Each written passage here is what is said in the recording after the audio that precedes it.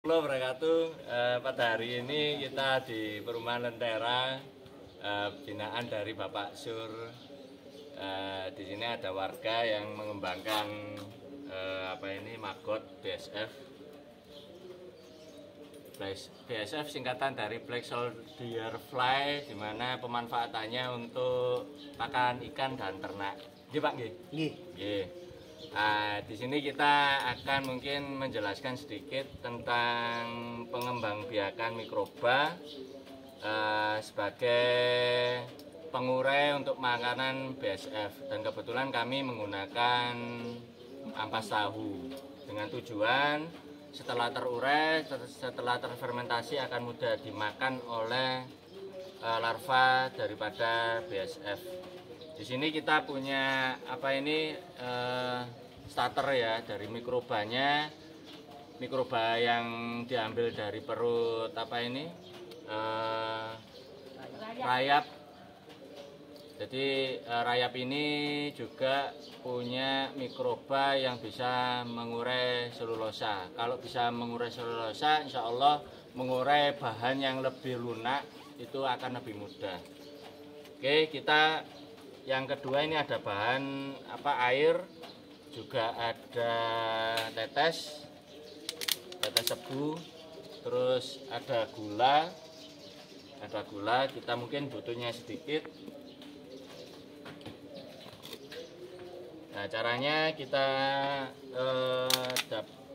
ambil sedikit tetes. Di sini saya hanya memanfaatkan sebagai pewarna saja ya, sedikit aja.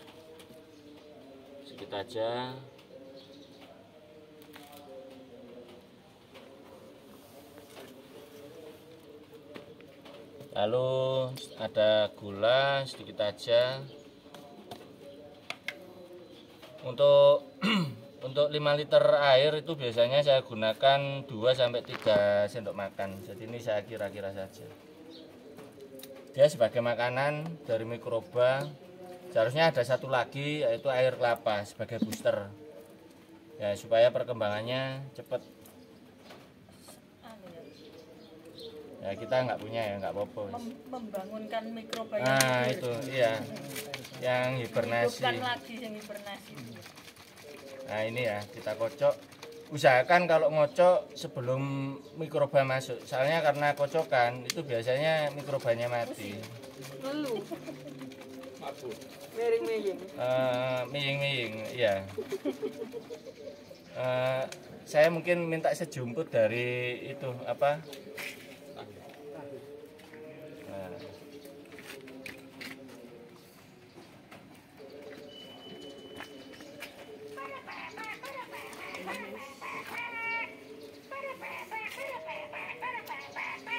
sama seperti yang tadi ya kan. Jadi kita hanya beli satu kali bisa untuk seumur hidup. Jadi kita nggak ngabisin ini, hanya tutup satu botol, kita perbanyak sendiri ya. Terus untuk aplikasi itu kita juga hampir sama sebetulnya, kita kasih. Ini kan tadi sudah masuk semua nggih Pak nggih. Jadi ini kita aplikasikan di sini, kita masukkan seperti ini. Kita kasih gula sedikit, tak apa-apa, sebagai makanannya di awal sebelum dia bisa makan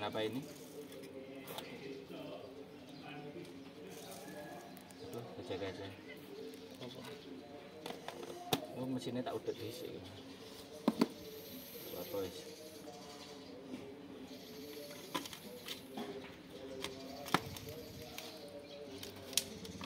Pelan-pelan aja. Apakah bisa digabung dengan ini 4? Sebetulnya bisa. Biar dia istilahnya berkembang secara alami. Saya mau oleh karung ya enggak apa-apa wis. Tarungnya sing menang sopo kan gitu. Enggak apa-apa. Seleksi alam.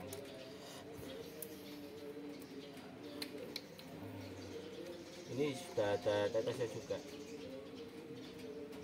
Nah ini banyak sekali sudah.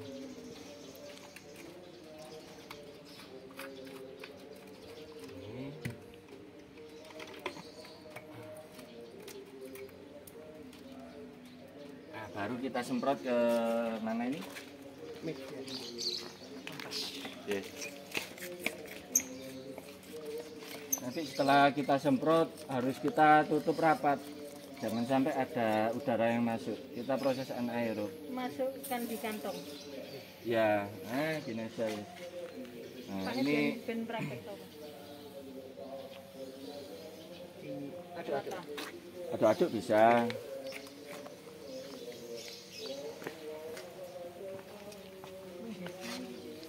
Jasnya bahannya jas. Nah, ini seperti ini.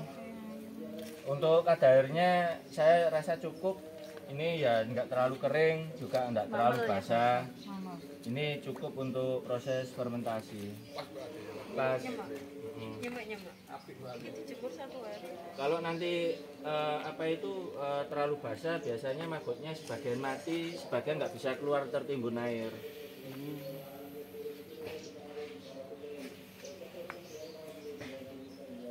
Nah, udah gini aja cukup. Cukup udah. Itu karene gawe apa, Mas? Bisa diteruskan ya. Mungkin sekian aja ya dari praktek kita perbanyakan mikroba dan aplikasi untuk fermentasi makanan maggot. Moga manfaat. Assalamualaikum warahmatullahi wabarakatuh.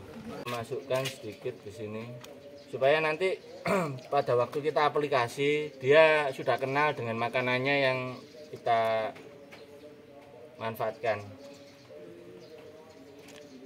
Nanti dia terseleksi alami. Yang makan untuk ini dia akan pertumbuhannya lebih subur. Nah, gini aja. Kita biarkan selama 2 minggu. Tapi biasanya reaksinya 2 hari sudah terurai ini. Ditandai ini nanti melendung ya. Ini melendung. Jadi kenapa? Buang anginnya. Kita biarkan sampai beberapa hari, posisi tertutup atau anaerob, ya kan. Nanti setelah baunya itu nanti ada bau khas kayak seperti wangi, itu tandanya wis jadi, Pak. Nggih. Kalau gagal, baunya gimana? Biasanya busuk. Busuk gagal. Ya, busuk. Nah, ini bisa disimpan tanpa sinar matahari. Nggih. Nah, ini udah. Ya, untuk perbanyakan.